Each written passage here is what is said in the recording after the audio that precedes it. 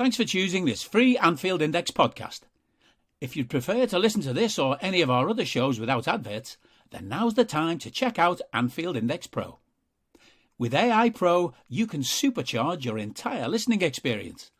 You'll not only get all of our podcasts without the ads, but you'll have them far faster with our quick publish feature available exclusively for subscribers. AI Pro also puts you in the heart of our sound studio, with an option to listen to many of our shows live and interact with the podcasters in real time as the shows are recording.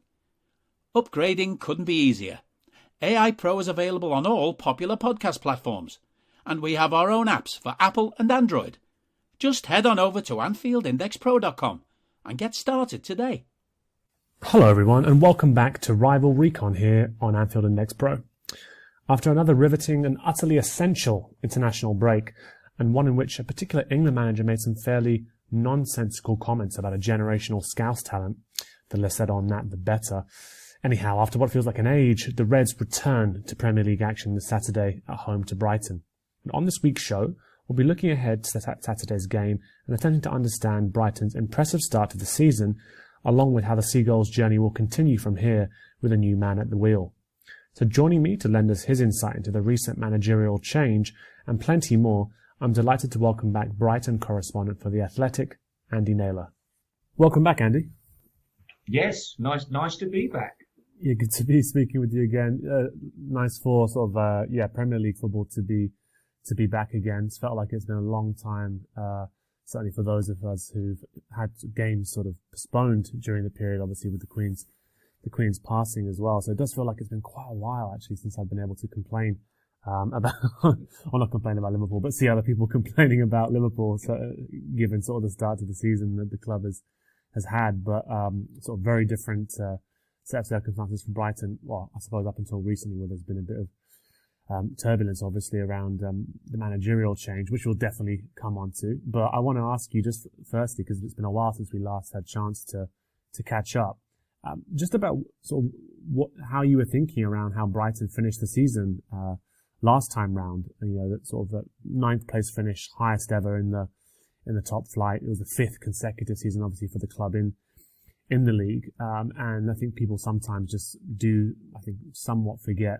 just how much you're punching above your weight at times, such as the level of organisation at the club, such as been sort of how impressive it's been in terms of recruitment and the even obviously the improvements that we saw under Graham Potter, who we'll come on to talk about. But yeah, towards the end of last season, or at the end of last season rather, how are you feeling about sort of the progression of this project under Graham Potter, and sort of where do you think were the obvious areas where the club needed to maybe look to improve?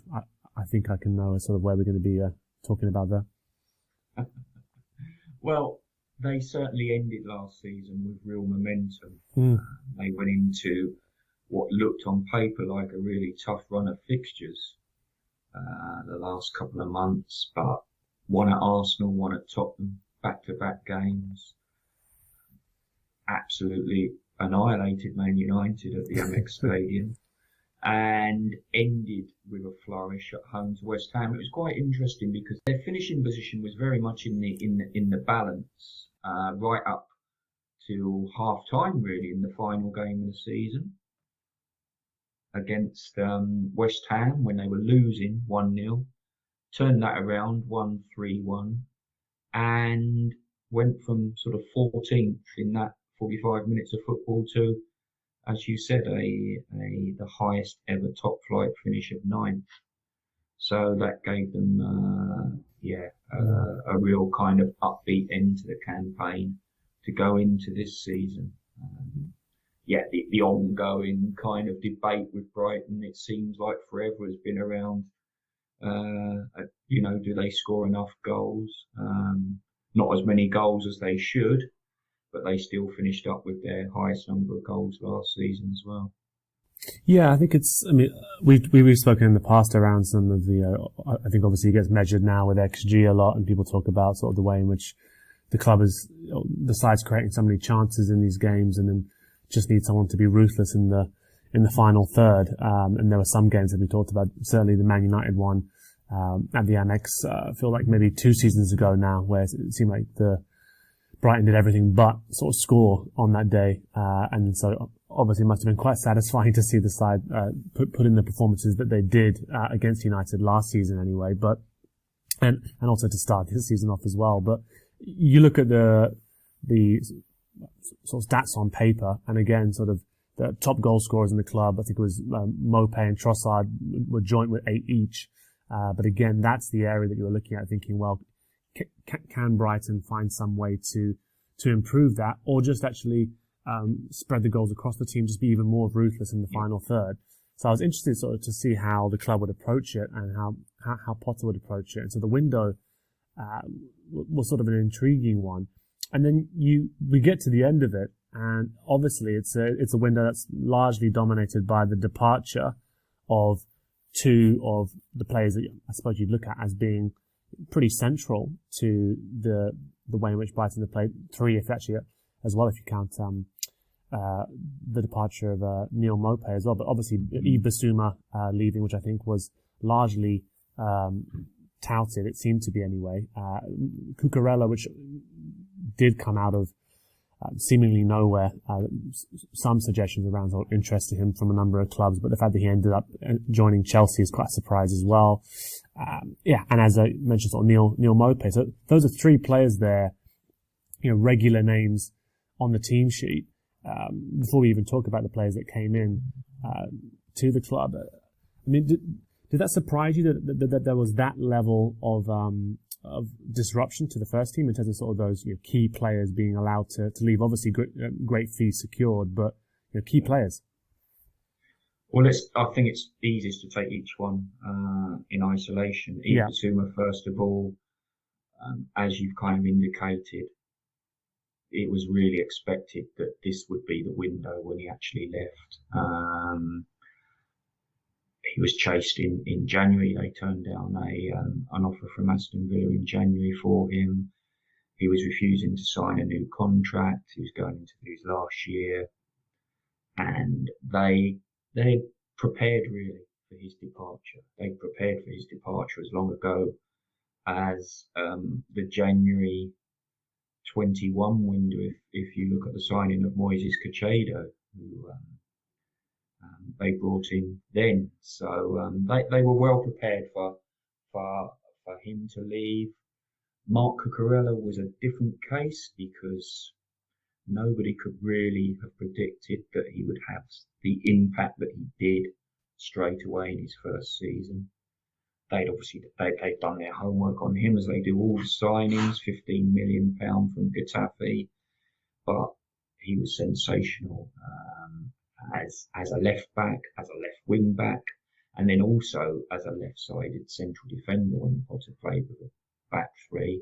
He sometimes used him there, and I think that helps to explain, along with the consistent quality of his performances, why they were able to get over £60 million in terms of eventual fee with add-ons from Chelsea, because here's a player who can operate in 3 different positions and operate very effectively in all of them, which is quite unusual, being left-sided as well. Again with Neil Mopé, yes, he'd been the top scorer for the last 3 seasons, but he didn't really play that much when you look back towards the end of the last campaign when they did really well. Again, they thought it was a fair value to essentially make a little profit on a player they'd signed from Brentford 3 years earlier. And you hinted at it. What's happened? They again didn't sign a forward, this kind of mythical 20-goal a season striker, who I'm not quite sure where people expect this guy to come from. Somebody who's got a proven record of scoring that number of goals in the Premier League. There are not too many of those about, and certainly not at Brighton's level of spending and wages. So, and what they've done very effectively towards the end of Potter's reign is share the goals around, and that's been happening more and more at the start of this season as well. Yeah, and I think given sort of the intelligence of Brighton's recruiting, recruitment that we've seen over the past number of years. And you mentioned there sort of Caicedo coming in to replace Bissouma. Already, from what I've seen from Caicedo, it looks like he's a very talented young player, and that's been the case for a number of the players that have come in. And I won't be surprised if it's the case for some of the signings that the club made this summer as well. But yeah, you do look at that centre forward position and go, surely if anyone's going to be able to find one, scouting wise, I know what you say, as you mentioned, is that those 20 a season goal scorer types don't tend to come cheap. But I'm almost waiting for Brighton to find their own, I don't know, sort of version of Iago Aspas or something from years back with Liverpool, who came to the Premier League, didn't necessarily do that well, then went back to Spain and scored buckets of goals. I'm sure there's somebody out there who the club will eventually find. They might have found him already. We shouldn't forget that they signed in January Dennis Under. Yes. From Union Saint-Gilloise in Belgium, who was prolific for them. This is the Belgian club that the Brighton the Brighton owner chairman, Tony Bloom, co-owns. So they brought him in January. He was loaned straight back to Union Saint-Gilloise to help them. They actually finished top of the league standings in Belgium, lost out to Bruges in the playoffs, but still qualified for Champions League and then now Europa League. He hasn't seen a lot of game time so far in the early matches, the first 6 games that were under Potter, but he's still kind of settling in. It remains to be seen what the new head coach Roberto De Zerbi makes of him. But we shouldn't forget about him because he was, which is part of its ongoing Brighton's forward planning really. They didn't sign a forward in the summer window, but they'd already signed one in the January window. Yeah, no, of course. And I think to touch upon some of the other names of players who came in as well, or this summer anyway, it's Adingra, so a left winger from Nordsjælland, I hope I pronounce that correctly. Again, 20 years of age. Billy Gilmore, who's obviously a highly rated centre midfielder from Chelsea, 21 years of age. Julio Enciso, I think I'm saying that right as well, from Libertad, 18-year-old, it says second striker here, but I'm sure we can touch upon if he's seen any minutes whatsoever. And then Estupinan, who's the left-back replacement for Cucurella, you'd imagine, from Villarreal, who is the oldest of the pack at 24. So again, you can see in terms of the criteria, the types of players that are being pursued here. It is young players with room to improve. You can see the model in action there. Just wonder, just your thoughts on those signings that were made, given some of the sales that were made. Do you think perhaps people were expecting a little bit more action, given sort of the fact that there could be sort of funds there available to spend, and the fact that there hasn't been that maybe more experienced striker who could come in and help the side? Or do you think that actually sort of the players that have come in there, it's more of the same in terms of the model you've seen Brighton try and operate over the past few years? Yeah. We should also mention Levi Colwill from Chelsea. Yes, Levi Colwill. Who's a central defender, essentially, England under 21. Very bright prospect. This was part of the kind of Cucurella deal. Chelsea didn't want to lose him permanently, so he's on loan, which is actually rare for Brighton to take players on loan, but he is a really highly rated prospect. And what that does, it kind of reverts back to what I was talking about with Cucurella and showing his versatility, because they effectively needed to sign Estupinan and Colwill to cover the positions that Cucurella could play. Sure. So that kind of explained that equation. So far, they've really not had to play with any of these new signings. Billy Gilmore's sort of just come in, so we've barely seen him so far. He'll certainly be a good addition to the kind of midfield mix. Julio Enciso, you mentioned, young Paraguayan, he's only 18, already plays for their national team. Really a big prospect seen in their country, but he's in the kind of adaptation, settling in process. So we've not seen him at all yet, really, in Premier League terms. Adingra was another player who was loaned immediately back to Union Saint-Gilloise, the aforementioned Belgian club. So the one new signing that we've seen most of so far is Estupinan, Ecuador international. So that's now 3 Ecuador internationals that Brighton have with Caicedo, and also Jeremy Sarmiento, another very promising attacking player who's been unlucky with injuries so far. Was just making real headway last season when he was actually injured on his league debut, his full league debut at West Ham, quite a bad hamstring injury which kept him out. He's had a knee injury since then, a groin which limited him to a substitute appearance in the recent international break in Ecuador's second game. So he's on the periphery of things as well. So again, there you're looking at a lot of kind of young, attacking, and exciting, really, talent in the main attacking. And this is really, the Brighton model is to find these players at what is, I'm speaking relatively here in Premier League terms, relatively small fees, and developing them in such a way that they perform hopefully well in the first team, and you've got high resale value then. And also another aspect of the model, and they make no secret of this, right, that as long as the price is right and the circumstances are right, they won't stand in the way of players and staff, for that matter. Take Dan Ashworth moving as technical director to Newcastle. Of course. They won't stand in the way of people wanting to move on to what they might regard as bigger and better things.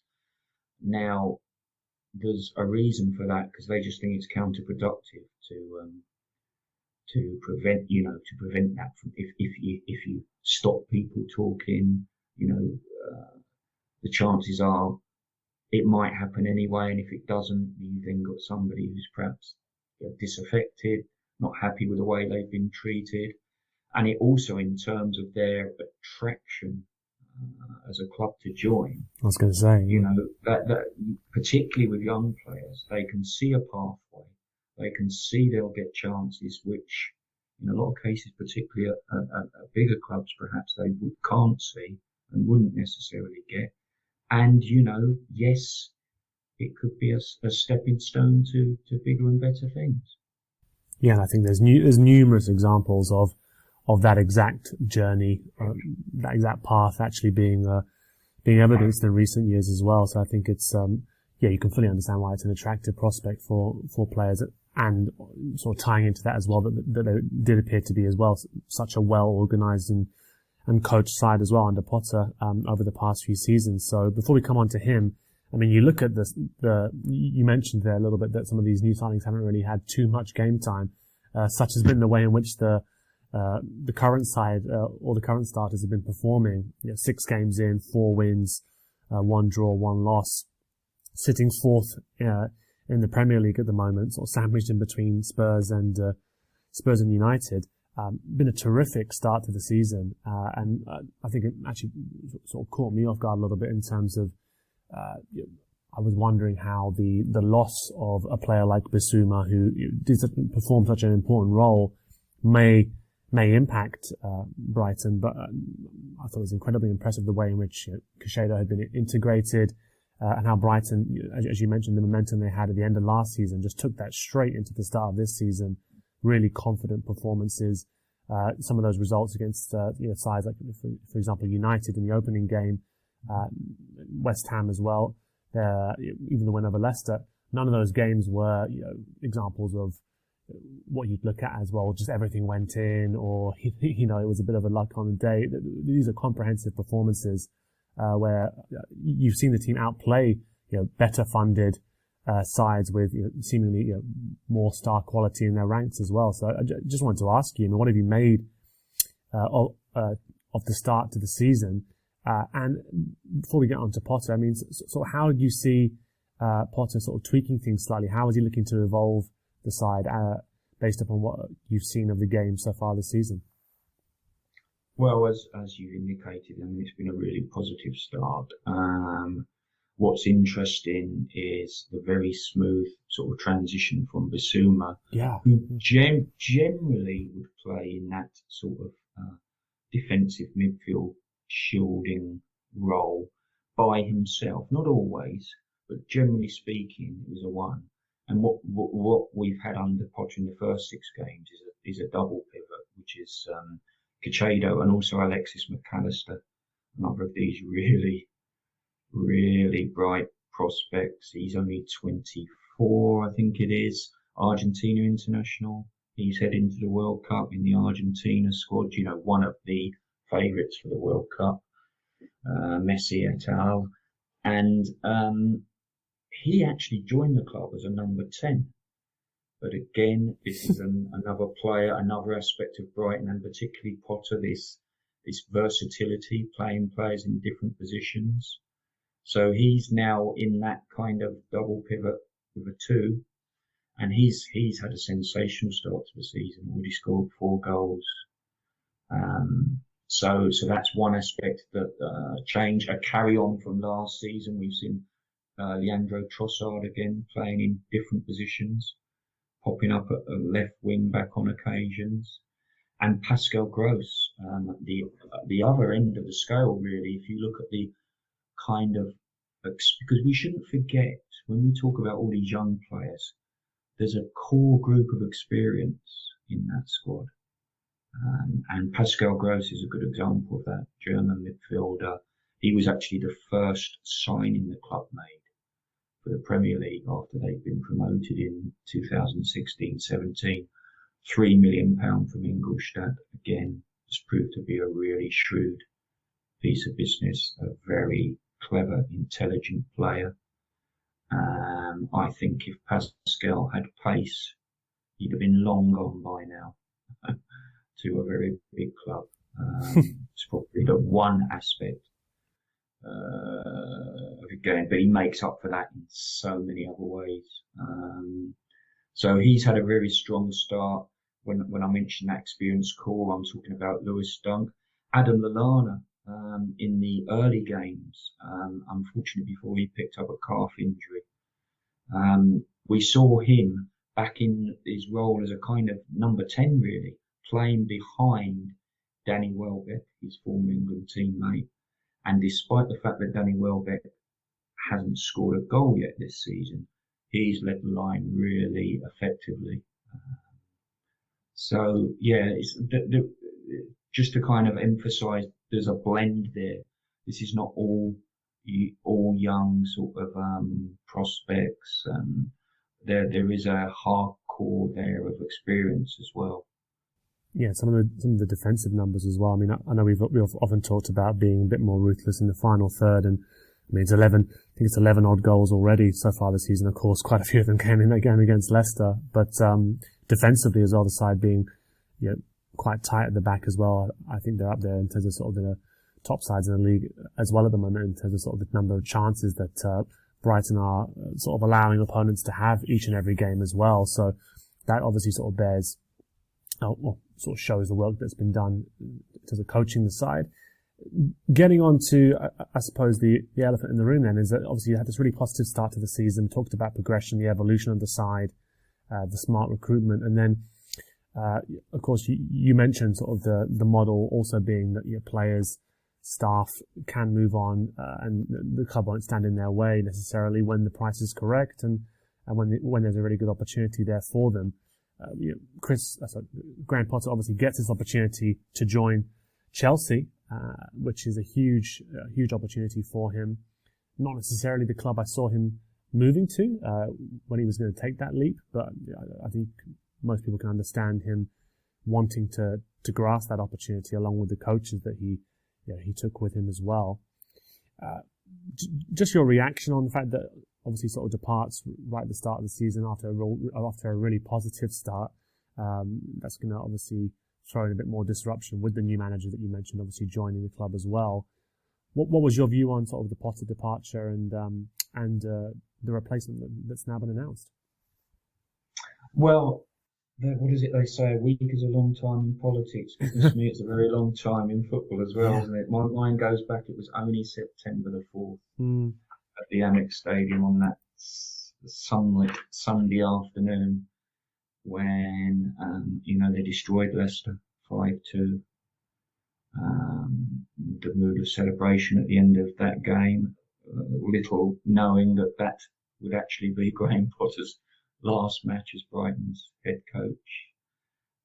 I guess the surprise for me, because of the trajectory, his trajectory, the team's trajectory, in the back of my mind, I was always a bit fearful about the England situation.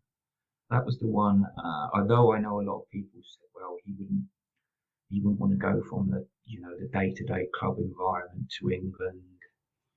I would say, I would dispute that on the lines that if that job came up and he was targeted as the choice, then I think it would be hard to turn that down. And that was particularly after the way the summer panned out, Gareth Southgate, and looking ahead to Qatar and thinking, that might see the end of his time with England one way or the other.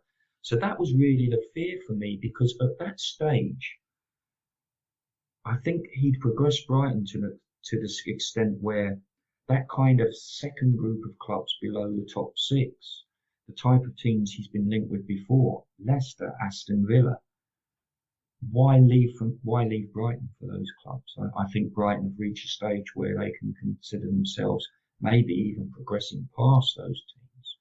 So then you're looking at the top six, or that so-called big six, which would be a big step up.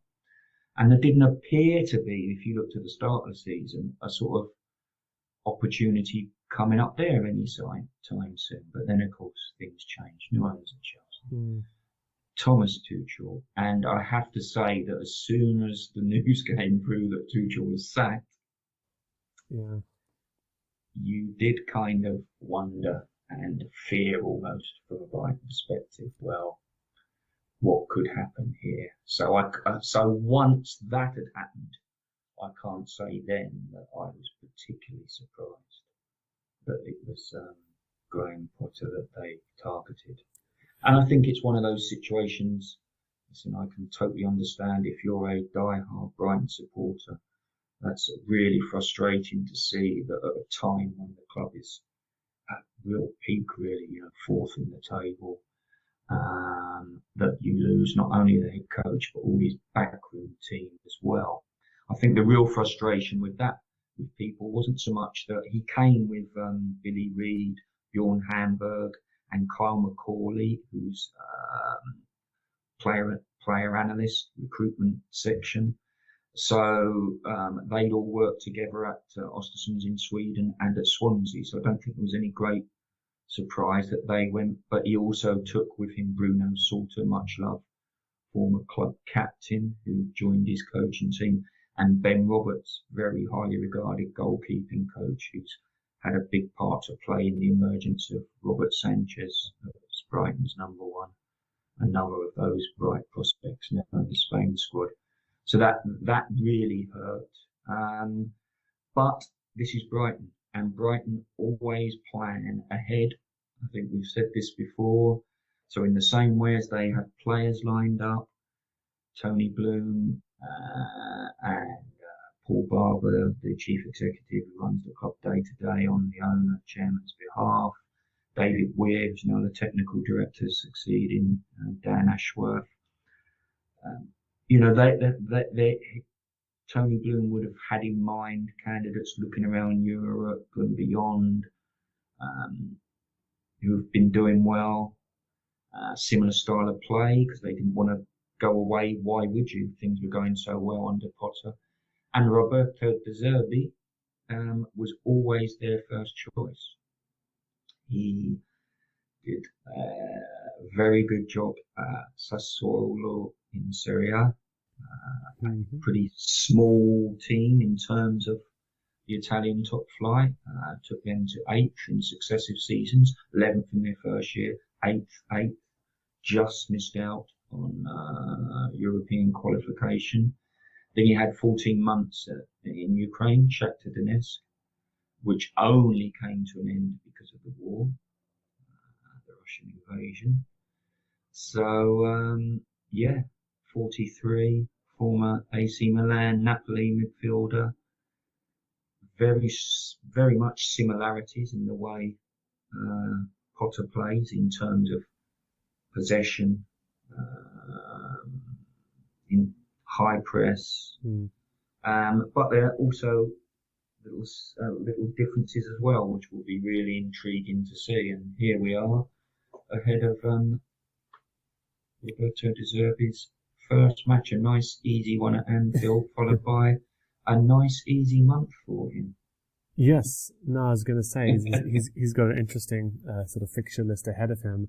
I think it's probably a little bit beneficial that he's had a bit more time than perhaps he ordinarily would have done if that appointment had maybe been made sort of soon after the departure of Graham Potter, with the games that were postponed, obviously. So he's had a fraction more coaching time than he probably would have been allowed in the first place. But I'm sure it's going to be it's going to be a while until we see sort of the impact that he has on the team, and so any sort of slight changes that he makes there.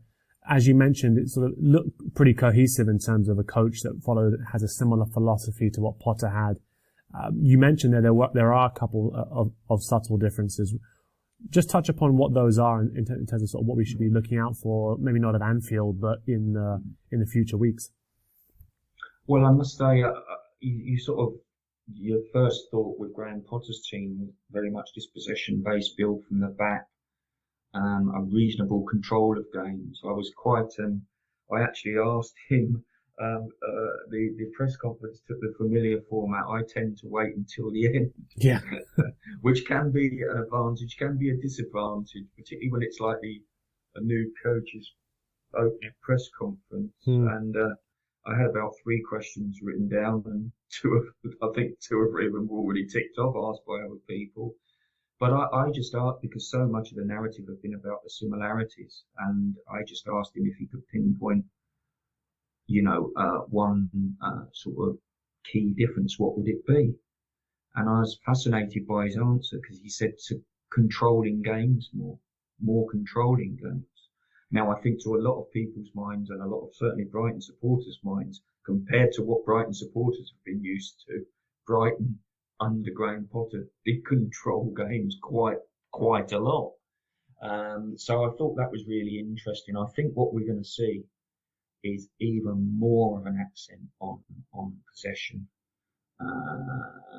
and the precision. We're talking here even to the point of passes, making sure that the pass is on the strong foot of your teammate. So I think we're going to see a lot of that kind of short, crisp passing, perhaps with a bit more tempo, maybe. I don't think we'll necessarily see so much of Robert Sanchez, who's very good with his feet and distribution.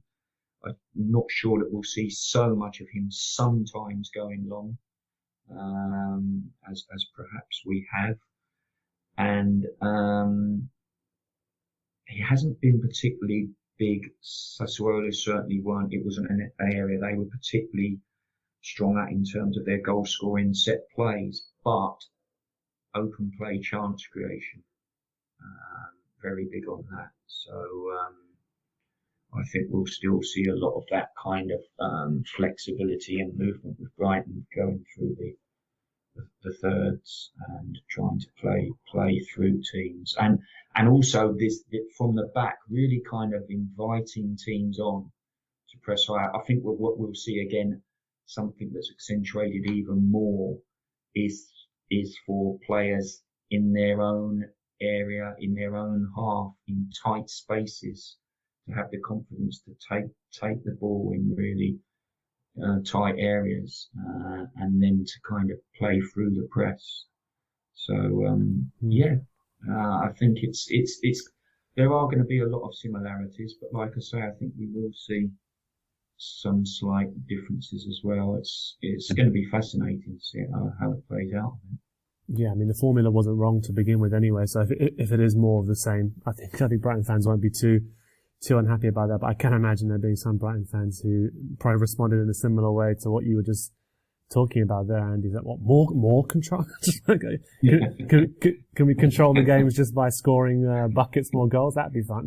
But it's actually an interesting theme because I think it's a theme that's been very much integral to a lot of the discussions and debates amongst Liverpool fans at the start of this season as well. As I think that there's been a number of different things that you could pinpoint that have been off or wrong about Liverpool at the start of this season. And I think there's certainly the absences of a few players in there, Diego Jota being one of them for sure, Thiago Alcantara, another one, Keita, to mention another player, have obviously had their impact, but control, this theme of control had come back over and over again in that I think really even last season, I seem to think about it as well, that it feels strange to say for a side that ends up obviously finishing a point off the league, but I did get the impression when watching Liverpool a lot that they controlled games through their control of space, the pressing.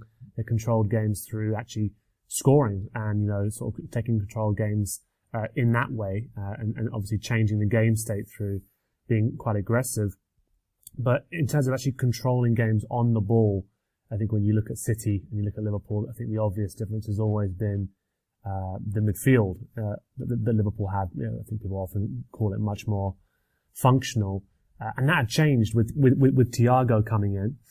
But it seemed to only really properly work in terms of grasping a firm control of the game on the ball when Thiago and Fabinho were both fit. Those two in particular, and so that's kind of a tightrope walk to take if your entire sort of control of matches on the ball sort of relies upon these two players being there. And I think at the start of the season, that's one thing we've noticed, that not controlling games, not really on the ball, sides always having a chance actually being able to come at Liverpool a bit more, the pressing not being as cohesive. And I definitely remember against Brighton last season and previous games as well, the fact that you did control games so well was difficult to contend with. I think the pressing that Liverpool usually or used to be famous for, that I think actually they've quite quietly toned that down for quite a while. It's been a while since you could really describe this Liverpool side as a heavy metal side, but Brighton always did really well against that.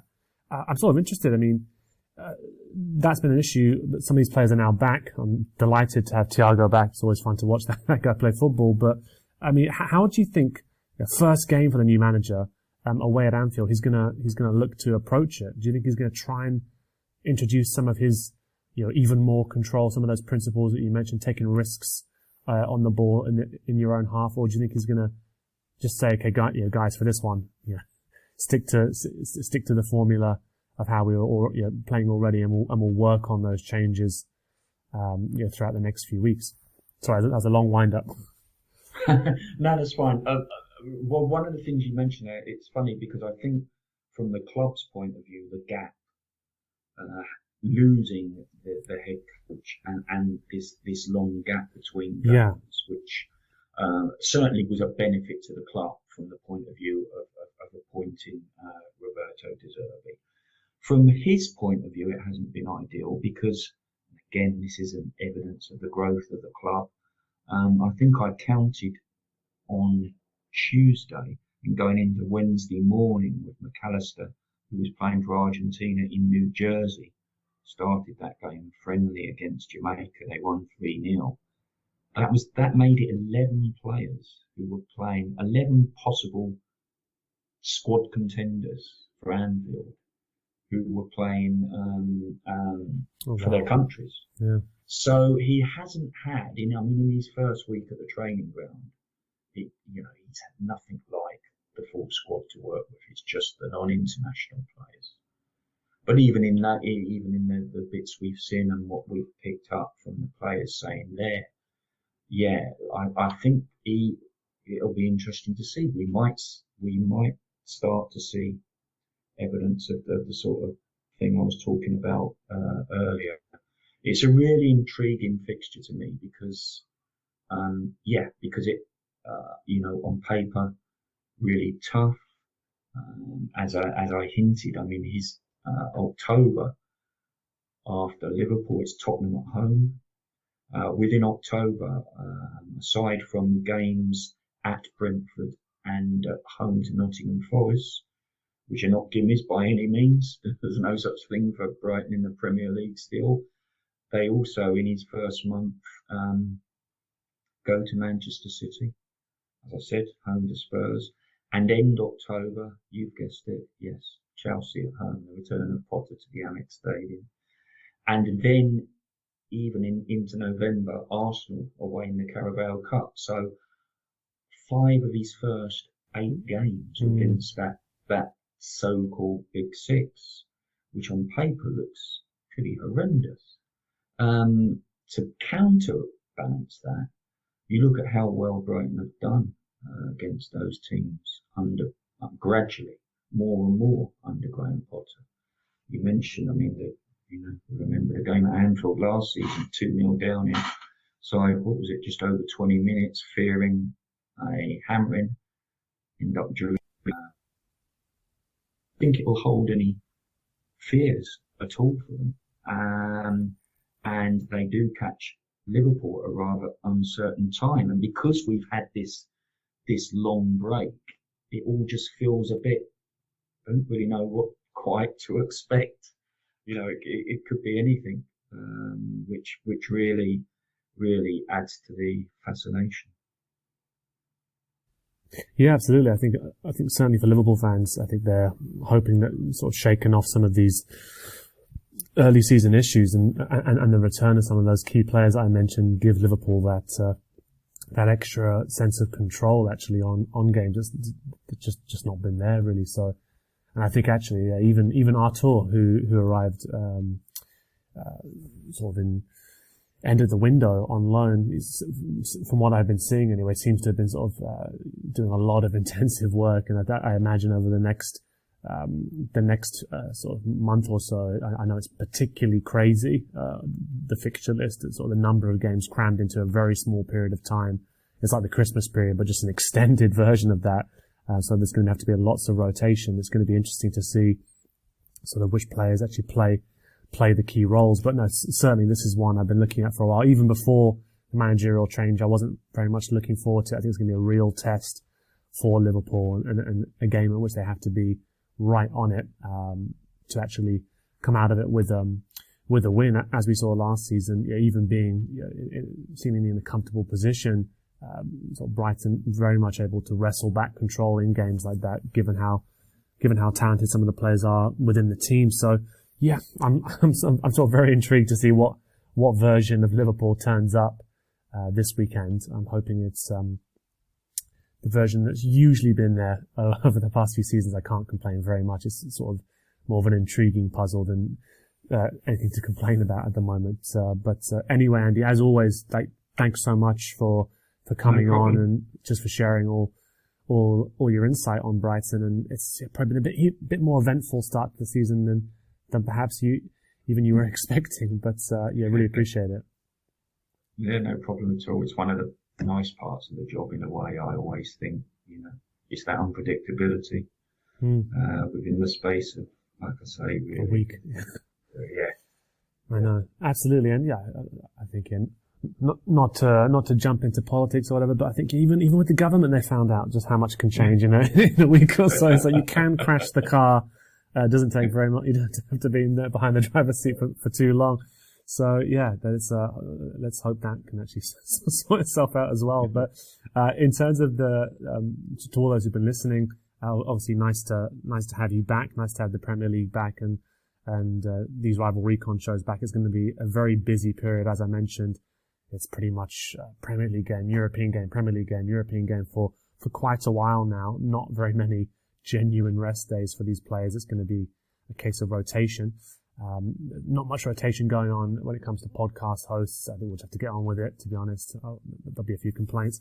But there'll be another episode of Rival Recon ahead of what is a very important game for me personally, given how many of my family members are in North London. So the Arsenal game on the 9th of October. So do look out for that. But between now and then, do check out all the other great content on Anfield Index Pro as we build up to the return of the Reds this weekend. And otherwise, I'll catch you before the Arsenal game. We hope you enjoyed listening to this Anfield Index show. Please be sure to subscribe to our channel so future podcasts find their way to your device automatically. There's nothing quite like fan engagement, and we'd love to know what you think of anything discussed on this show. The best way to get in touch is over on our free Discord community, where both podcasters and listeners debate the hottest LFC topics 24/7. Sign up free now at anfieldindex.com/Discord. You won't regret it. You can also follow us on Twitter at Anfield Index and find us on Facebook by searching for Anfield Index. Oh, and before you go, we'd love it if you could leave us a 5-star review on your favourite podcast app.